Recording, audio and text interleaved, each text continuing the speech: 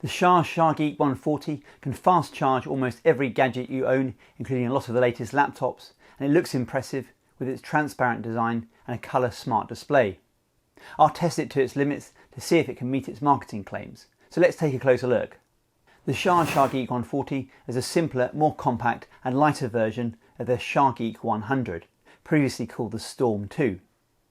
In the box you get the charger itself, a rather thin pouch, and a 100-watt USB-C cable, which is a nice bonus, but mine didn't include any instruction manual. Like most of Sharge's power banks, it has an appealing design with a clear plastic casing which shows off the neatly arranged internals. You can't quite make out the exact battery cells used like you can on the Shargeek 100 with its Samsung 18650 cells, but Sharge's marketing info does confirm these are also quality Samsung cells, and this time the slightly larger but higher density 21700 cells. I'm not sure how easy it would be to replace the cells, but you can at least easily open up the charger. You just need to remove the 3 screws at one end. I had to open it to blow out some dust that was trapped inside. 4 of these cells provide 20,000 mAh compared to 25,600 mAh for the 8 18650 cells in the chunky Shargeek 100. That's 72 watt-hours versus 93.5 watt-hour when using the correct capacity measurement, which can be compared with any battery pack regardless of the voltage. I'll be testing its capacity claims shortly. The Shargeek 140 is slimmer and lighter than the Shargeek 100, but it's still not pocketable. It weighs 469 grams and measures 157 by 65 by 31 millimeters. That's 154 watt-hours per kilogram and 228 watt-hours per litre. These measurements will be useful as I review more portable power banks in this 100 watt plus category. Sharge's naming convention is confusing to say the least. Not only have they changed their name from Shargeek to Sharge, yet still retain Shargeek for their large power banks, but also they are using 140 for this power bank and 100 for its larger, more capable and more expensive model. The 140 actually refers to the total output of both its USB-C and USB-A output.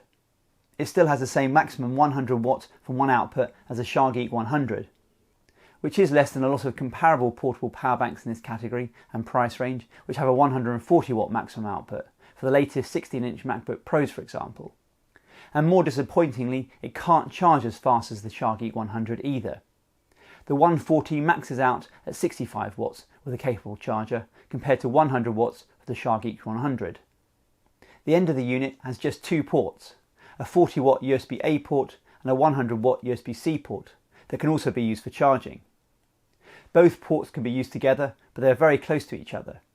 I had to remove a raised badge on one USB-A cable so I could use it together with a USB-C cable for some of my performance tests. Below the ports is a power switch.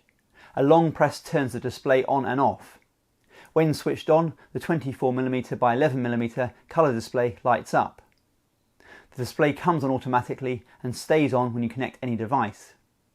It's a simpler display compared to the Shargeek 100, but the font on the 100 is so small, all the extra information it shows is barely readable anyway. The display still shows the remaining charge or discharge time based on the current input or output, the output and input power in watts, and the remaining battery capacity. The power bank has very comprehensive support of all the latest charging standards, as you can see, including USB power delivery all the way up to 20 volts at 5 amps, both via the USB-C port and USB-A port, which has support for Qualcomm Quick Charge 3 all the way up to 20 volts. There shouldn't be much you can't charge at full speed with this power bank. I use a power bank to charge a 14-inch MacBook Pro that can charge it up to 100 watts, an iPhone 15 Pro Max that will charge up to around 25 watts, and various other devices. It worked as expected and in general use didn't get particularly warm. The 2 ports are a little limiting. It's handy having a USB-A port. There are plenty of devices that either don't have USB-C or don't support USB-C to USB-C cables. But I would have liked to see an additional USB-C port so I could at least charge my laptop and phone at the same time. And since a single USB-C port is also for charging the power bank, you then only have the USB-A port available, so not great for pass-through charging. To properly test the power bank, I connected it to my Kunkin load tester, which I set to pull the full 5 amps at 20 volts off the 100 watt USB-C port via power delivery. The unit still didn't get too hot, as you can see from the image of my thermal imaging camera. but after around 25 minutes it shut off with no message. If I turned the load on again, I did get an overload message in red. So I'm assuming the unit is protecting itself from overheating. If I left it a while, I could then use it again for a minute or so before it shut off. This is a limitation of these more compact units, but it's unlikely you'll be drawing a full 100 watts off it constantly in normal use. Since the power bank has 140 in its name, I also fully loaded it with a 100 watt load on the USB-C port and the USB-A port's maximum 40 watt load, 20 volts at 2 amps. It was able to deliver its full almost 140 watt full output, but only for around 10 minutes when the USB-C port shut off. Since I couldn't test the claimed 72 watt hour capacity at the full 100 watts without it overheating, I ran the load test at 50 watts, half its maximum output, which would be more typical of normal use. It ran for just over 1 hour, 10 minutes at the full 50 watts before shutting off. I measured 59.16 watt hours, which is 82% of its rated capacity. That's 59.16 watt hours divided by 72 watt hours. These power banks are never 100% efficient due to heat losses and other factors, but anything over 80% is acceptable.